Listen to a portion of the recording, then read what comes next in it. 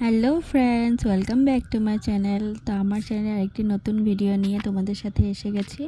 তো দেখো, আজকে এখন আমি রান্না করব। তো কি রান্না করব তারই আয়োজন করছি। তো দেখো, এই যে ফার্স্টে আমি শাকটা বেছে নিয়েছি, আর ওদিকে কুমড় ডাঁটা আর কুমড় আগে কেটে নিয়ে রেখেছিলাম।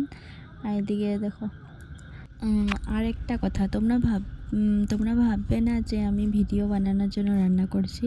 আমার রান্না করতে খুবই ভালো লাগে। তো তোমরাও কারা কারা আছো, যাতে তোমাদেরও কিছু কিছু নতুন নতুন রেসিপি বানাতে ভালো লাগে, মানে রান্না করতে মানে বেশ ভালোই বাসো আর কি তোমরা।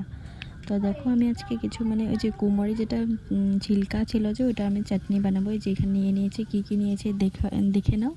আর তারপর এগুলি অল্প এখানে বাদামটা ফ্রাই করে নিয়েছি। আমি তো বাদাম দিয়ে বানাবো, চাটনিটা করব। তো এটা ভাজা হয়ে গেলে তারপর আমি এটাকে অল্প ফ্রাই করে নিব। আর এগুলি ধুয়ে নিচ্ছি, ধুয়ে পরে যে শাকটা কেটে নেব। এবার কাটার পর তারপর তো প্রায় তো সব কিছু হয়ে গেছে, এখন খানি বানাতে লাগবে আর কি। তো বানাবো, তো ঝটপট চলো বানিয়ে নিই, আর তোমরাও দেখতে থাকো ব্লগটা।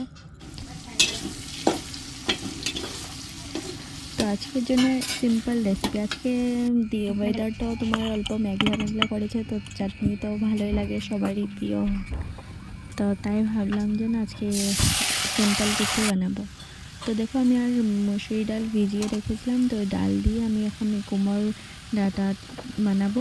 তো ফার্স্টে যে ডালটা, তার মধ্যে আমি কিছু মশলা দিইনি, অ্যাড করিনি আজকে।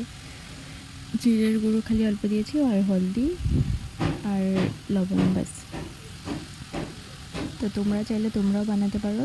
তো খেয়ে তারপর দেখেছিলাম যে না, টেস্টি ভালোই হয়েছে আর কি। তো আমি আগে কখনো এভাবে বানাইনি ডাল দিয়ে, এমনি শুকনা করে নিরামিষ সবজি যেটা বানায়, মিক্স সবজি, তো ওরকম টাইপে বানিয়েছিলাম। তো আজকে ফার্স্ট এরকমভাবে ট্রাই করেছিলাম, ভালোই লেগেছে আমার। অন্য অন্য আলাদা আলাদা কিছু কিছু বানাতে খুবই ভালো লাগে। তো দেখো, প্রায় আমার রান্না হয়ে গেছে।